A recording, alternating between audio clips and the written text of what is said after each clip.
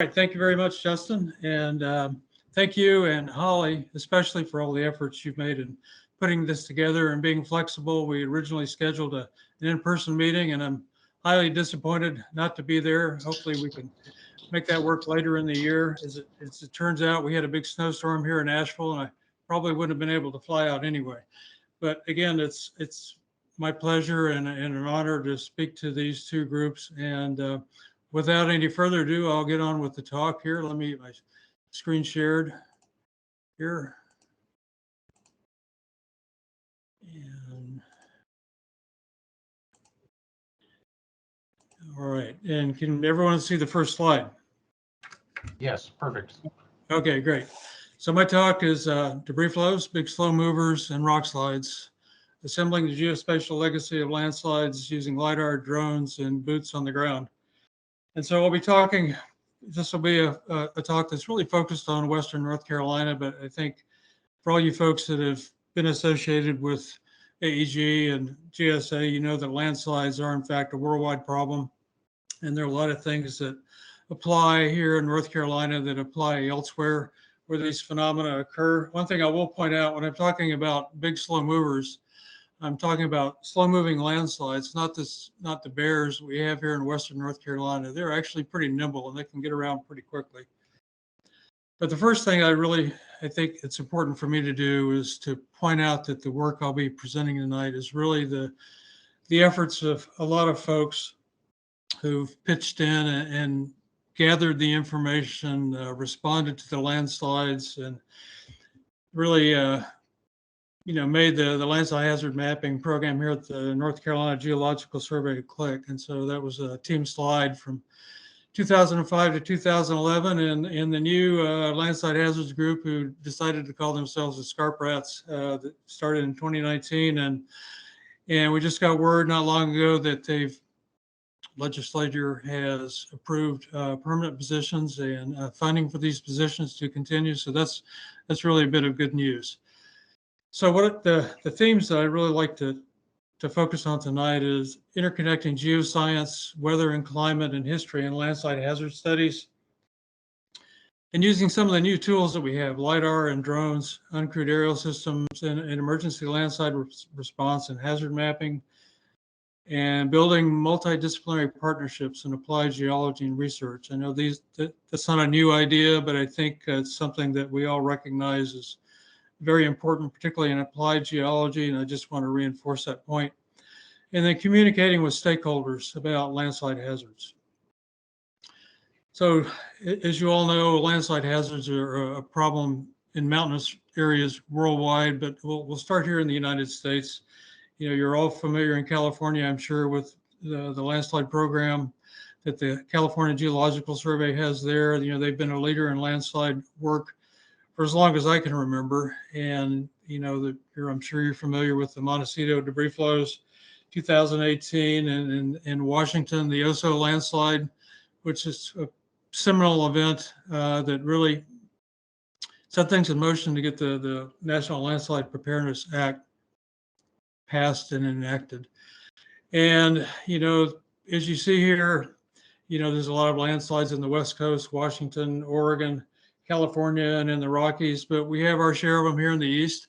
This is Western North Carolina here, Kentucky. I know Matt Crawford and his group has been doing a lot of work, and Wooten in Virginia has been documenting thousands of landslides there. So we share many of the same problems and situations that you folks do on the West Coast. And as you know, the USGS is trying to put together a landslide hazard map for the entire U.S. And so that's a large undertaking. And so we've been able to contribute information to that. And so this is the work relatively up to date here. But one thing that strikes me about this map is a lot of blank spaces out here. So there's really a lot of work to do. You know, and the figures that we hear often for landslide damage here in the U.S. is greater than $3 billion annually. And I just listened to a presentation today on the landslide, the USGS landslide hazard seminar series from folks from BGC on the atmospheric rivers event in British Columbia in November. And the cost for that right now stands at about $7.8 billion. So these costs keep rising. We're all stakeholders in this. So I'll keep moving right along here. Just a little bit about Western North Carolina. We are here in the Blue Ridge. Asheville sits right about here. So where you see all these dots on the map, that's where the landslides are concentrated. That's the mountainous terrain here. We have the highest point east of the Mississippi River here in Mount Mitchell at elevation 6,684 feet. And we have snow on the ground here in Asheville, just like they have on Mount Mitchell right now. And we have some pretty severe terrain. This is Hickory Nut Gorge in Rutherford County. And I'm retired from the North Carolina Geological Survey, but this work that I'm presenting tonight really is from the work that I did and my colleagues in the survey.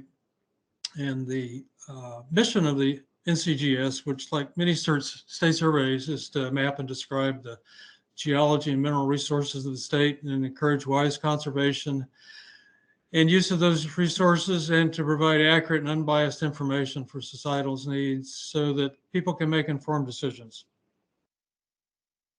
In Western North Carolina, to really give the overall picture of geology, we have a series of stacked Paleozoic thrust sheets and accreted terrains that make up Western North Carolina. These are mainly Mesoproterozoic to early Paleozoic metamorphic rocks. And you can see here in the 1985 map, which there's a lot more detail in areas now, it's really a fairly complex geologic picture. From the work that's been done on landslide mapping that really started in earnest in 2004, we learned one of the lessons we learned in their survey, like other state surveys and the USGS, that you have to make this information readily available to the public in an understandable way. So we've developed a landslide data viewer here, and you can see those areas where all the red dots are places where we've documented landslides. And that's probably in excess of 5,500 now. The work is ongoing now in Transylvania County.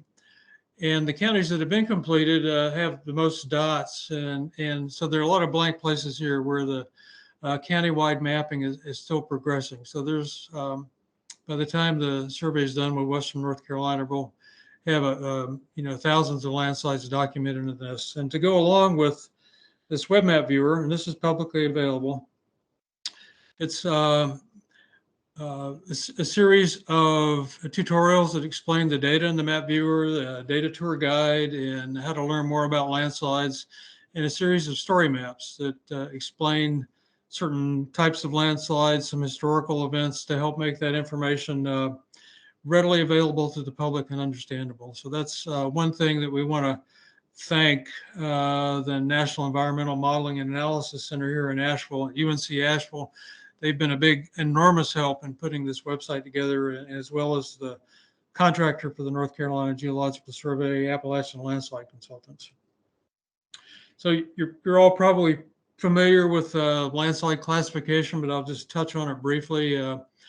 We use the Cruden-Varn system here. It's basically a two-part system where you talk about the kind of material that moved. It's in the initiation zone, earth being the fine-grained regolith, finer than sand size in general. Debris is the coarser soil material. And we've added a category we call weathered rock. We have a lot of deeply weathered rock here in the Southern Appalachians, which shares the discontinuities it inherited from the parent rock, but it also has a low mass strength because some of it's completely decomposed to the point where you can remold it with hand pressure. So it sort of has the worst of both worlds, a low shear strength and discontinuities from the parent rock.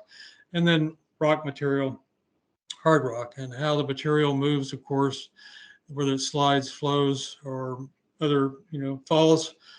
So if you have a debris that moves down the hill in a flow pattern, in a mechanism, we call that debris flows.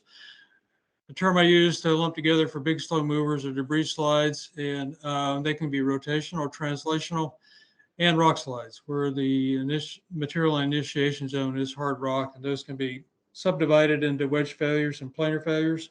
And these are obviously key to the patterns of discontinuities in the bedrock. So why are landslide hazards important to understand here at Western North Carolina? Well, since 1879, There have been roughly 84 fatalities and 22 injuries attributed to the landslides, and over 84 destroyed or condemned homes. And these numbers for damaged homes are probably very low. The damage and ongoing threats to regional infrastructure since 1990, they've been on the order of about 53 million. So some of these individual landslides, like a rock slide on I-40, Interstate 40 in the Pigeon River Gorge, these have multi-state impacts because I-40 is the major east-west route from North Carolina to Tennessee and all the way to New Mexico. So when we have disruptions here on the interstate system, obviously the federal agencies get involved, federal funds get spent. And so if you're a taxpayer, pay federal taxes like most, if not all of us do, then we're a stakeholder as well. And the repair costs for some of these rock slides can be quite steep. This particular one in 2009, the direct cost for repairing it was on the order of $10 million. We have a lot of debris flows. These are the ones that are deadly and damage the most private property and tend to be fatal, more so than the other types of landslides. And we have those, of course, since they're a naturally occurring geologic process. They occur on unmodified slopes, or in some cases, they can occur on modified slopes. This is a retaining wall failure here that mobilized into a debris flow. And it costs about $1.4 million in mitigation funds from emergency watershed protection funds. Again, federal money. So anytime one of these events happens that incur the federal expenses, then we're all stakeholders in this game, whether they occur in California or North Carolina. So just to touch on, I think it's important, particularly for students, to understand that when we're talking about why do landslides happen, they're really the cumulative result of many interrelated factors. I'd like to break it up in the way that Jerry Brzorek and others did. There are causes. These are predisposing factors. You can think of these as long-term effects. The underlying geology, the geomorphology, hydrology, slope modifications, deforestation, an example being wildfires, where these sort of set the stage or circumstances that favor landslides, and the trigger being an inciting or an inducing factor that actually sets off the landslide. So this can be a volcanic eruption like Mount St. Helens in 1980, earthquakes and blasting, freeze and thaw. But here in Western North Carolina, the big trigger for us is precipitation and water. So we'll be focusing on that this evening. And in that regard, in terms of trying to understand the landslide hazards, assembling the geospatial legacy, that's getting this information together in a GIS format, but trying to relate it to recurring weather patterns so that we have an idea of not only what kind do we have, but when they occur and what sort of frequency they happen over time. We try to assemble a timeline that you see here from 1875 to this one only goes to 2020. And these are rain events that are known to have triggered landslides. And in the vertical axis here, this is the amount of rainfall that's associated with these events. And so since 1875, we've recorded 7 events that have triggered hundreds of landslides. And so, the average frequency is about every 20 years. There have been 2 events that have triggered thousands of landslides. Those in 1916 and 1940. And we'll talk a little bit about those events later on. If you put those together, what I would call, major events where you have weather systems that trigger hundreds of thousands of landslides, there's been 9 of those. And so their average frequency is something on the order of every 16 years. One of the big scenarios for Western North Carolina when we have the back-to-back storm events, particularly when there are tropical cyclones, when these storms occur within 7 to 14 days of each other, those tend to be the events that trigger hundreds to thousands of debris flows, simply because you have high antecedent moisture conditions after the first storm, and the second storm comes in and triggers even more landslides. I think another thing to remember, even though, particularly with tropical cyclones, even though they may have big impacts here in North Carolina, that 7 of these events that are recorded here were multi-state impacts. So not only was there flooding in North Carolina, flooding and landslides, it also throughout much of the Southeast. So we're going to skip the video and go directly to a little bit about debris flows, where they start. Typically here, like in many places, they initiate in these hill slope depressions or colluvial hollows, where there's a concavity in the hillside, and it's typically up near the ridge line on the mountain slope. And, you know, in the scenario where we have a discrete debris slide that mobilizes into a debris flow as opposed to a runoff generated debris flow, you know, we have infiltration into a shallow soil mantle on the steep hill slope, and as that rain infiltrates, that poor water pressure or the shallow water table can build up. Typically here it's an interface between the debris or colluvial materials on a hill slope and bedrock. And as the infiltration increases, that poor water pressure increases as well, and it exceeds the shear strength of the material, and down the hill slope it goes. And that's the case with most of the debris flows we have here in Western North Carolina. So the terminology we use is for the initiation zone. That's where it starts. The track is the path that takes down the hill slope. And you can see it scours pretty much everything along its path, trees, soil, houses, cars. And in the runout zone, these are often shallow gradient areas downslope. So the hazard is not only on steep slopes, but on some of the flatter slopes. Downhill, you can see this is the runout zone for the 2004 Peaks Creek debris flow, and these are damaged and destroyed houses right out here in the runout zone. So one thing that we've also tried to pay attention to here in the Blue Ridge is what are the geologic conditions in these initiation zones? This is the initiation zone for the Peaks Creek debris flow here, and this is the bedrock surface, and these dark areas or where the water is seeping out at the contact between the colluvium at the bedrock interface. And this photo was taken 2 days after the debris flow. So you can still see there's a lot of drainage here. But this area, to give you a sense of scale, is about the size of a football field. And if we look at why that colluvium accumulated there, as it turns out, you know, this surface here is a stress release fracture or an exfoliation joint. And that's really what controls the hillsides here in Western North Carolina. In most cases, the foliation is very steep here, and it forms these fins that project up, and it basically form the sides of these trough shape areas where the colluvium collects. And in other places, these discontinuities intersect at an angle. Like in this case here, you can see the contact shown in white between the bedrock and the colluvium in the hill slope hollow here. Here's a geologist for scale. Anyway, that wedge shape trough zone right there is really controlled by the foliation, which is inclined this way, and the fracturing in the bedrock that's right here. So we've tried to pay a little attention to where these structural situations arise and where they might be contributors to debris flow initiation zones.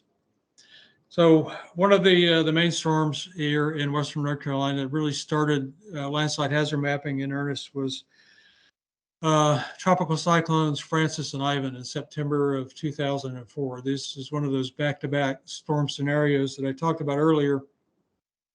And those storms triggered probably on the order of 400 landslides here in Western North Carolina. And these are the 250 or so that we have in the geodatabase are shown by these blue dots. So it's a widespread event throughout most of Western North Carolina where these storms impacted the mountainous terrain. You see the tracks for Francis and Ivan in 2004 coming in off the Atlantic and Ivan into the Gulf and around the border between North Carolina and Tennessee. And so that's kind of a tough scenario for us because all that low pressure zone here at the border pulls all that moisture in off the Atlantic and the Gulf. And so we get pretty intense rainfall. In addition to damaging infrastructure and homes and taking lives, the debris flows, of course, have a big impact on the, in this particular case, the Blue Ridge Parkway. That's actually one of the most visited National Park Service units in the United States. And so this parkway goes from the Shenandoah Mountains in Virginia south to Cherokee, North Carolina. And so it's a big source of tourism, and it's a big part of the economy for these communities that are located along the parkway. So these are two large debris flows that occurred during Francis in 2004, and they initiated as embankment failures here on the Blue Ridge Parkway and traveled some 2,000 feet through the National Forest. And you can see some of the damage it did near a Forest Service campground here. Fortunately, it didn't hit the campground. And here's the size of some of the rocks and large woody debris transported by these. But the Blue Ridge Parkway, these large segments of it were closed for over a year. So that, in addition to the cost of repairing these, that's a big impact to the local communities as well. So what the most devastating individual debris flow in Francis, or in Ivan in this case, was the Peaks Creek debris flow in Macon County, and that traveled about 2¼ miles from the top of Fishhawk Mountain down to the Calisaja River here. There were 5 fatalities, including an unborn child and 2 serious injuries, and those were requiring amputation. There were 16 homes destroyed, and it was about a $3.2 million buyout that the North Carolina legislature offered the residents. And so you can see this is the track of the debris flow here, and where the debris flow goes around these bends in the channel, they super elevate and go around the outside edge. And by looking at the scour zone around here, we can calculate a rough velocity and discharge estimate. So the velocity for the Peaks Creek debris flow from looking at this super elevation angle here is probably in the order of 33 miles an hour or 53 kilometers per hour. And the discharge was something on the order of 70,000 cubic feet per second. So you can well imagine there aren't many, if any, residential structures can withstand impact from a debris flow like that. This is one of the homes that was destroyed by the debris flow. It used to be 2 stories, and it was about 40 feet this way. This is what's left of one of the homes where there were 2 fatalities right here. So these are very destructive, dangerous, damaging events here in Western North Carolina. So in mapping the Peaks Creek debris flow, this is what shows up in the landslide geodatabase. And it's a GIS-based database. Here's the point where the debris flow initiated. The yellow outline is the path or the track. These brown areas are where we've been able to map pre-existing debris deposits from past debris flows. Here in this image, you can see this is a color infrared image. So this is the track of the debris flow here. Again, it's about 2¼ miles from here, the initiation zone, down to the Calisaja River. So this light blue area is the runout and inundation zone. One of the things that we struggle with here in North Carolina, and probably in a lot of places that dealing with debris flow hazards, what are the recurrence intervals or the frequency of these events within individual channels? And in this particular case, in Peaks Creek, we had the opportunity of working with Scott Eaton at JMU and Greg Cockle at Bucknell University to get some carbon dates on some of the older debris flow deposits here exposed in the channel. And some of the oldest ones are around 23,000 years old. That's when glaciers were covering Wisconsin. And about the next deposit up here in this sequence is about 370, 390 years old, about the time the Pilgrims landed. And this is the 2004 deposit. So I think this helps illustrate one of the difficulties we have in understanding the recurrence intervals ourselves, but explaining the probabilities and risks for debris flows to people who are not geoscientists. Because when we're talking about things that happen every thousands, tens of thousands of years, it's hard to get across the idea that what the actual risk level is.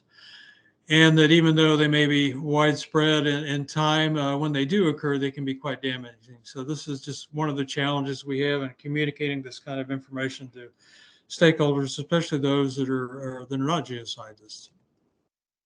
So what are to expand on that point a little bit, what, the different meanings or concepts of time between debris flows? You had another opportunity to look at some colluvium, this debris that accumulates in these hollows, to try to get some feeling of what the residence times are for these materials and hollows before they reach that critical volume, which coincides with the right storm where they mobilize into a debris flow. And so in this one particular hollow, right here, the carbon data indicated that the last time that hollow was completely evacuated by a debris flow, it was probably on the order of somewhere to 4,000, maybe 8,000 years ago. So one take on that kind of information, you say, well, landslide problem? Well, there's not a problem. There hasn't been a landslide here for 4, maybe 8,000 years ago.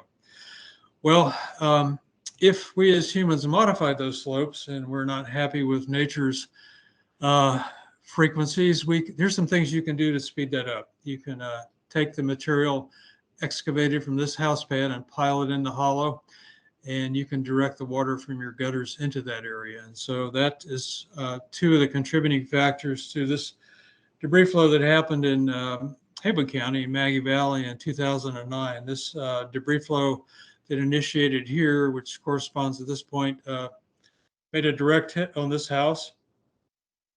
And believe it or not, the people that were in the house at the time did not suffer any major physical injuries. As you can imagine, it was a pretty traumatic event. The roof of the house is about 100 feet from where the house actually stood. And this is what a debris flow will do to a house. It just, a frame house, it'll turn it into a pile of sticks. So what we're looking at here is, one of the things that we have to be careful of in hill slope development is where we build and how we build. And so in this particular case, this debris flow initiated here and it was traveled over 200 feet. And this is where the original house location was. And after the debris flow was right about here. So once again, we look at the configuration of the natural hill slope where this occurred, and it has this classic concave surface profile here, which is typical of hollows. And this is everything above this red line is the fill material that was placed inside the hollow on top of this colluvium. This fill material came from the excavation for this house pad. So, and if we're taking this material and putting it in a place to, here's a nice low spot, let's put it over here. Obviously, that needs to be done with great care and engineering practice, which was not the case here. So the good news is what that means is in certain cases, with the proper building and the site evaluation, these problems can be avoided. So we'll talk a little bit about debris fans here. This is where they accumulate at the foot of a slope. What we see here in Western North Carolina many times that these are actually accumulations of debris flows from various times in the geologic past that go back to tens, if not hundreds of thousands of years, where we have mixed old material, where the bedrock fragments are completely decomposed to younger material. So they are composites and not necessarily representative of one debris flow event. But what we do see is modern debris flows tend to deposit that material in the same areas. And from a risk standpoint, if we're looking at these deposits, again, which are mapped or shown in this brown color here, our thinking is that modern debris flows are probably, if they initiate in these areas that are shown in green here, they're going to travel down stream channels that are cut through or incised through these older deposits.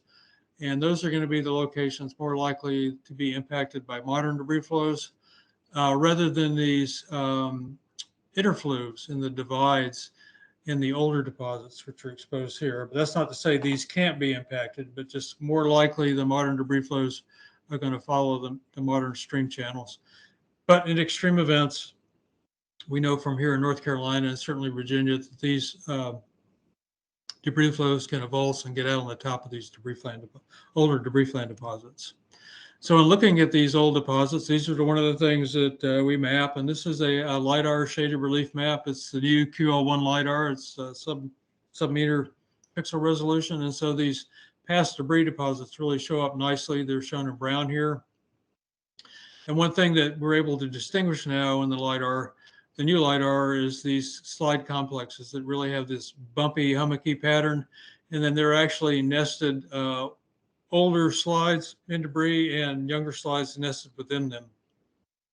And so these areas are prone to reactivation when we get into these periods of extended above normal precipitation, or there's some form of ground disturbance, or when they take when these two things coincide. So we're going to take a closer look at this area shown in the inset slide here. This is this slide that reactivated in 2013.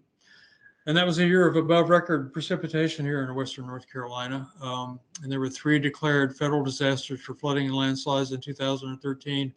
And so this is a large, slow-moving landslide that moved. By slow, I mean it moved on the order of probably inches per day or feet per month, to give you some perspective on the velocities that we're talking about.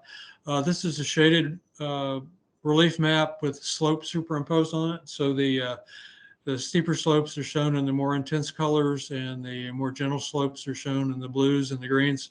So this is the outline of the area that reactivated in 2013. It's about roughly 800 feet long. But you can see this is actually the scarp of the older slide. This particular slide had moved before, and this is actually the toe of an older movement on this slide.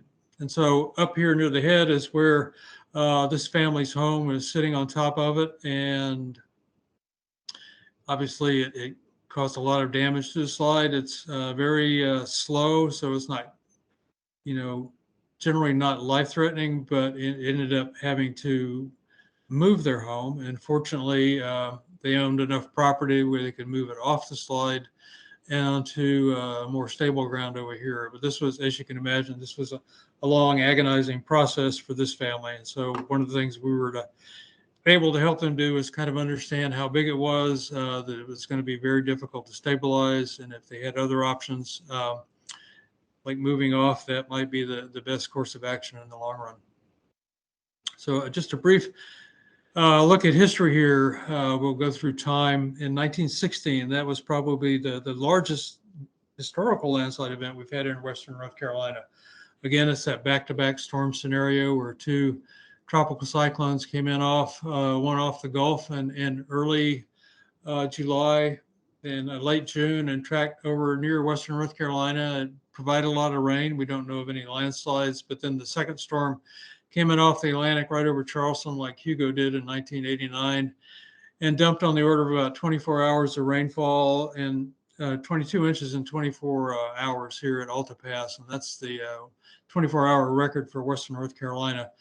So going through the literature and building on some of the research that Ann Witt started when she was here at the North Carolina Survey, we've been able to track down these areas in western North Carolina where there were landslides and landslide fatalities from this 1916 event. And those are shown in red here, and they go all the way from nearly the South Carolina line here in Transylvania County up nearly to the Virginia line in Virginia, or the Allegheny County line in Virginia here. So it's a widespread regional event. As you can see, the highest amount of rainfall occurred here along the Blue Ridge Escarpment, which is not uncommon in these major storms. We have that orographic forcing of rainfall along the Blue Ridge Escarpment. So we'll touch on 1916 a little bit later. Real quickly, that same year, there was another storm later in August that triggered the failure of an earthen dam at Lake Toxaway, and that dam disgorged something on the order of 5 billion gallons of water, an estimated velocity of 50 miles an hour, and an outflow about just shy of 300,000 cubic feet per second. And that triggered this giant debris flow that went all the way down to the Toxaway River, down the Blue Ridge Escarpment, and actually went into South Carolina. And these are some of the boulder levees that occur along the margins of the Toxaway River from that debris flow. And I bring it up because we think that debris flow is probably what triggered what we call a big slow mover. This is the Toxaway River, and this is an outside bend in the river. And as that river torrent came down after the dam outburst, that we think that it undercut the side of the slope, and this slide began to move. And one of the things that there are many aspects of studying debris flows, and one of the interesting ones are the things that trees and tree rings tell us about slide movement and understanding when these large, slow-moving landslides might reactivate. So with the help of the folks at the U.S. Forest Service Coweta Hydrologic Research Station, we're able to do tree ring studies, looking at a eastern hemlock off the slide and one on the slide, and look at the growth rates, and as well as the average precipitation in the area. And what we see is a drop in the growth rate of the landslide tree, which we think corresponds to disruption of the root network and uptake of nutrients. So the growth rate slows, and at the same time, the tree off the slide in the green plot here shows accelerated growth, which trees get a lot of rain and they're not moving. They're happy and they grow quickly, and that corresponds to a period of above normal precipitation here. So we think that's an indicator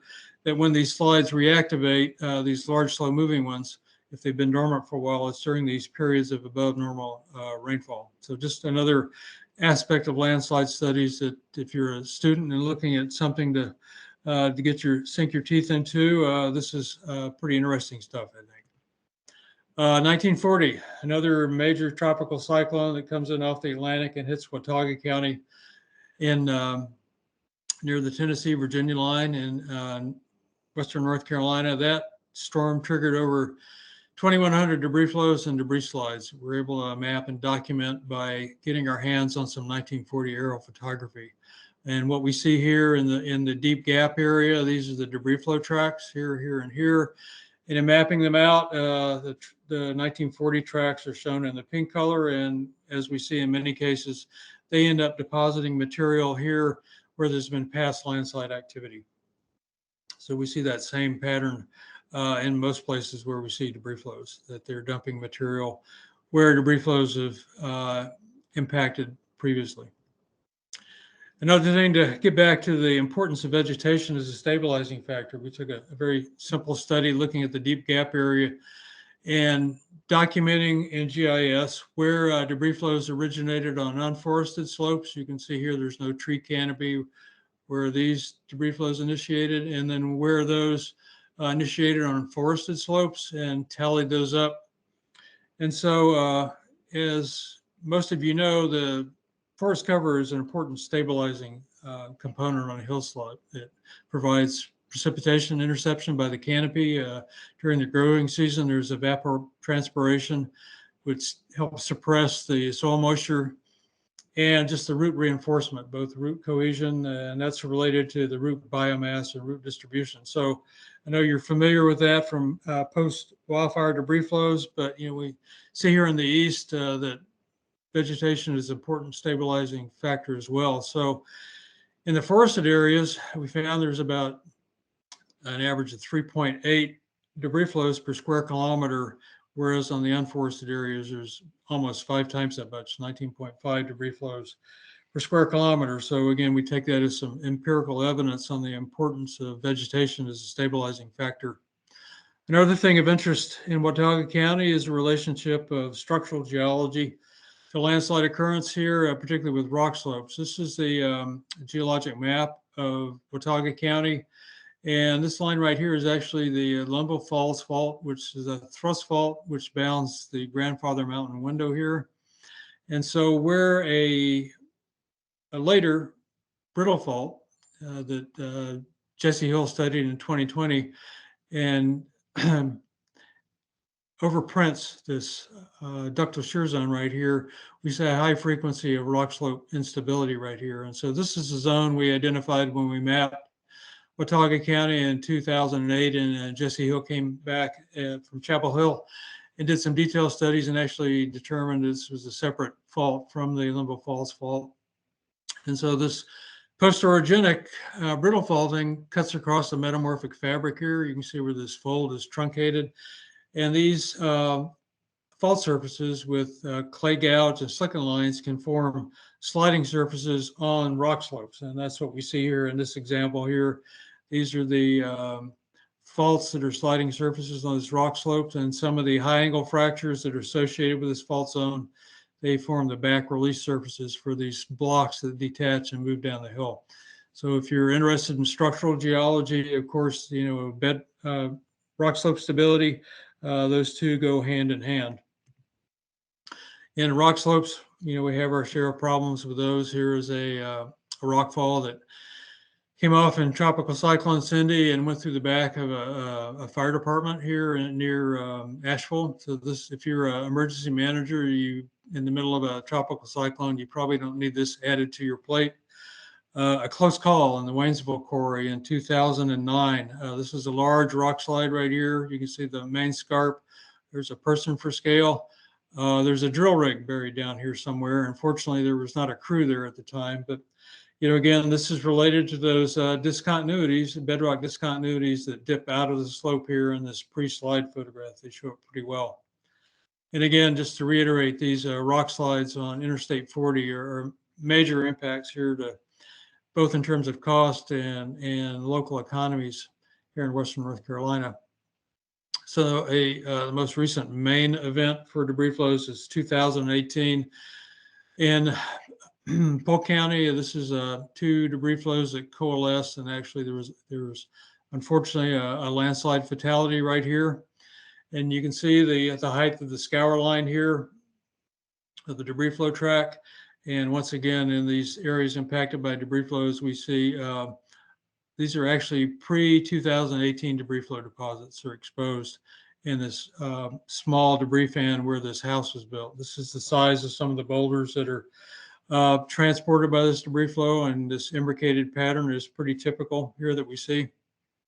So again, in 2018, we got into a period of above normal rainfall that actually broke the 2013 record for rainfall here in the Asheville area. And so what we see, in addition to the debris flows, were these reactivated slow-moving landslides. This is the Howard Gap landslide here. It's about the size of 7 football fields, and it's completely destroyed the Howard Gap Road, and there's a private residence right down here. So with the help of the USGS and Francis Ashland, we've set up monitoring here to better understand how this thing moves and responds. And all these red lines right here that you see, these are actually ground rupture lines or scarps that we map when we're doing, or the NCGS maps when they're doing detail studies. An interesting note here, Lidar change detection. When Corey Shipe worked for the NCGS, he was also working on his PhD and got some grant money to fly Lidar in 2020 to compare with the earlier 2017 Lidar to look for change detection. And so in the Howard Gap slide area, you can see this red area where materials have been depleted. It stands out very clearly from the accumulation zone. So these repeat Lidar techniques are really useful tools in documenting active areas of slope movement. And in the town of Chimney Rock, and right here where we have landslide monitoring sites with the USGS, this is subtropical cyclone Alberto, which triggered debris flows and debris slides here in Chimney Rock that followed the May 18 storm. And you can see 2 examples here. And since we're back in Chimney Rock, we're going to go back to 2016. So what we see here is a photograph taken from the Chimney Rock State Park, looking over to the small town of Chimney Rock, the village of Chimney Rock. These are debris flow tracks that came out of the mountains here. One of them hit the Mountain View Inn. You can see 2 debris flow tracks here that came out of the hillside and spilled out into this area right here. And this, just to get you located, this is the Broad River right here. So these are debris flow deposits from the 1916 storm that we're able to pick up from 1920s photography. So if we look at that same area in 2018 and using the LiDAR comparison, we can see these areas for debris flows that triggered from this embankment from an abandoned amusement park here on the hillside, and they moved down the same channels that these 1916 debris flows did here. And this is the 2 tracks of the 1916 debris flows that we see in the previous photograph. So to get you oriented, this is location B here, and this is location B here, and this is A and A. So we're seeing this recurrence of debris flows in the same areas, about 100 years apart, but given enough time, it points out why the landslide hazard mapping and identifying where some of these older debris flows is important. And this is some of the debris flow damage at those 2 locations. So moving ahead here quickly, because I'm running out of time, now that the survey has drones, they can use that in emergency landslide responses and mapping. This is an orthomosaic created from UAS images of a debris flow that occurred in Macon County. And so, in part of that response, making this data available in GIS format to the county so they can do their damage assessment and understand how big it was, where it went, when it's safe for people to come back to their houses. That's one way this technology has really been a big help.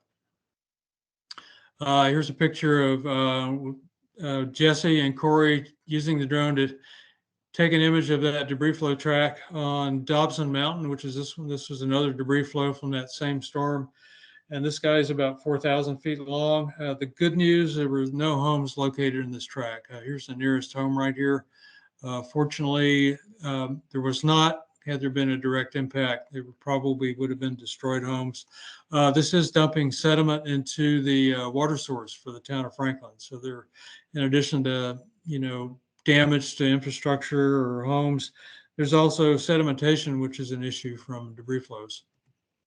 So to start wrapping things up here, what the pattern we're seeing here in Western North Carolina, like many other places, are these extreme weather patterns where we go from periods of above normal precipitation to periods of below normal precipitation and drought. So this blue line is a plot of the cumulative departure from normal from rainfall here in Western North Carolina. So we're going through, you see these cycles of above normal rainfall and landslides in 2004, 2009, 2010, 2013, 2018, 20, droughts and wildfires in 2016. So we had post-wildfire debris flows in the Nantahala Gorge. And we used to think that's mainly a West Coast problem, but not so much. We have that same situation making a presence here in Western North Carolina now.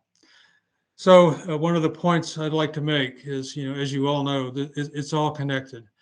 So in the geoscience community, all these fields can be brought to bear on landslide hazard studies, particularly in the applied arena, and the partnerships that are all important in making these things happen. It's all connected to other disciplines as well. Obviously geotechnical engineering, the soil and rock mechanics, meteorology, climate, history, sociology.